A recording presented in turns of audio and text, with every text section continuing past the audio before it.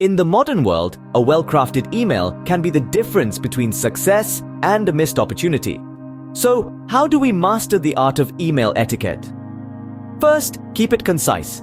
No one enjoys reading an email that feels like a novel. Get straight to the point while being polite and professional. Second, always use a subject line that accurately represents the content of your email. This helps the recipient understand the importance of your message. Third, check for spelling and grammar errors before hitting send. Nothing says unprofessional like a poorly written email. Fourth, remember to use a professional sign-off.